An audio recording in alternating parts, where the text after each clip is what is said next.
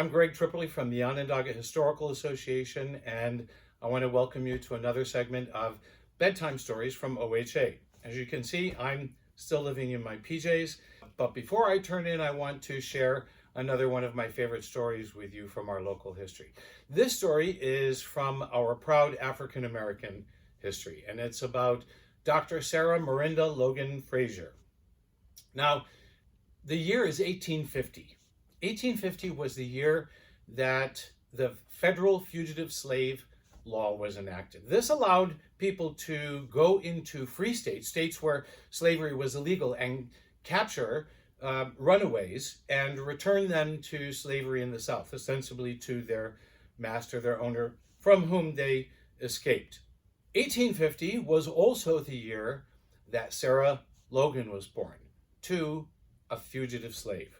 Her father, Jermaine Loguen, escaped his own hell of slavery just about 15 years prior, 1835. I'm going to tell you a little bit about Jermaine because it's important to understand the background that Sarah was born into and was raised.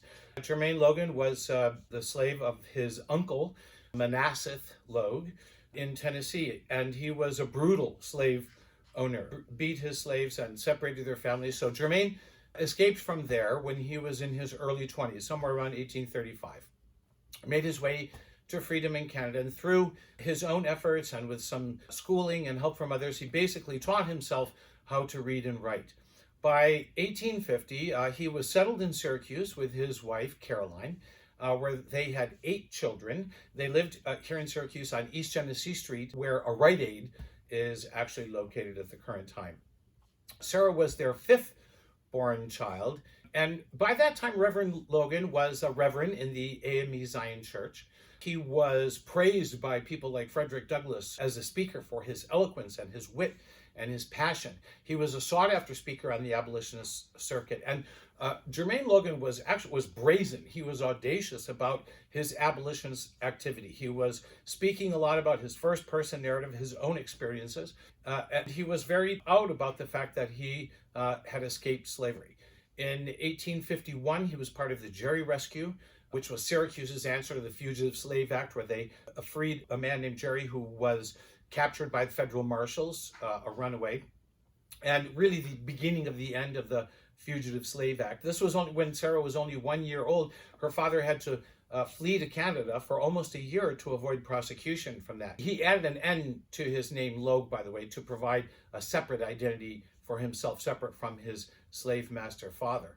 Reverend Loguen was a well-known abolitionist. He used to print in the papers people that he had helped escape to slavery to Canada, people who went through his own home. He advertised his home as a safe house on the Underground Railroad. So the point is that at that time in New York and in Syracuse, there were large populations of people who were not abolitionists, who were not anti-slavery, and who believed that slavery should stay in the South. So the family of Jermaine Loguen obviously bore a lot of the brunt of that sentiment in this community.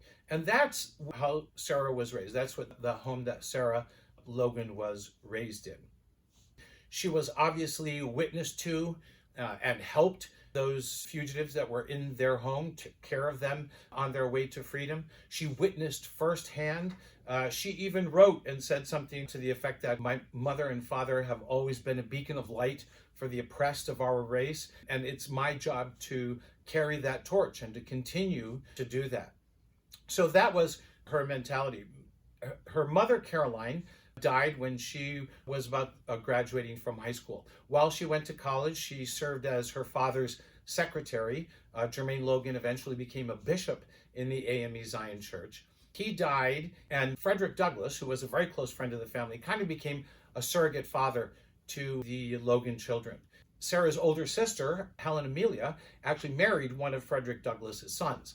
And it was while she was visiting the Douglass family in Washington, D.C., on her way back to Syracuse, Sarah witnessed an accident, a young boy being run over by the wheel of a heavily loaded wagon. And he was badly injured, and there was no one around that could help him.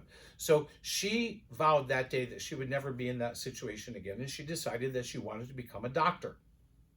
Sarah Loguen entered Syracuse University Medical School, which was the precursor to Upstate Medical University, and she became the first African-American female graduate of that medical college, and became only the fourth African-American female doctor in the United States. She opened a private practice in Washington, D.C., which was very successful.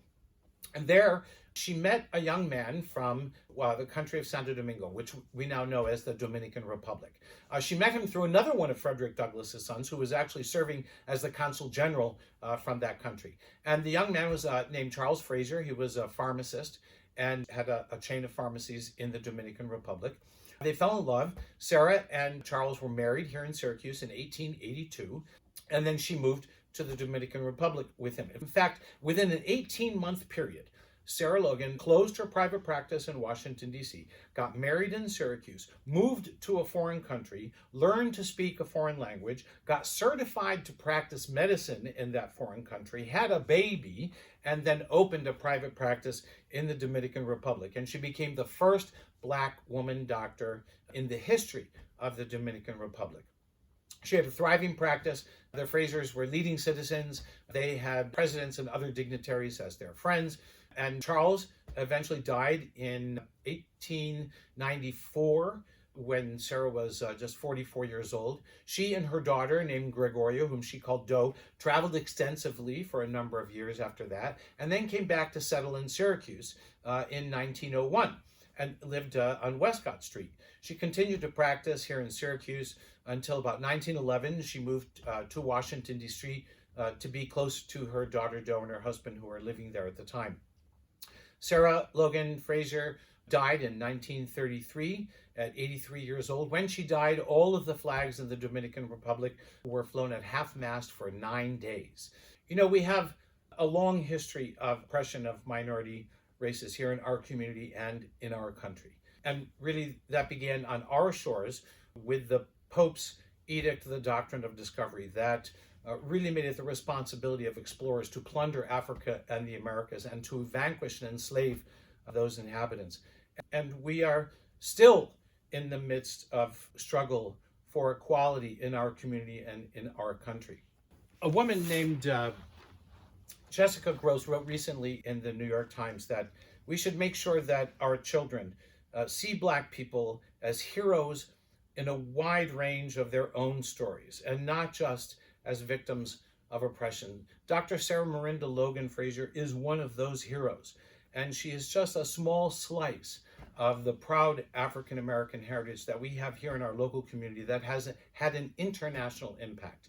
We have a new webpage on our website called Documenting the Struggle, because OHA has been documenting the struggle. And on that webpage, you'll read a lot of stories like Sarah's, very uplifting and motivating stories about our proud African-American heritage. So I encourage you to check that out, Documenting the Struggle, under the Explore tab on our website. Thank you for joining me for another episode of Bedtime Stories from OHA. I look forward to seeing you next time, where I'll bring you another new story and a new set of pajamas. Thanks. Bye.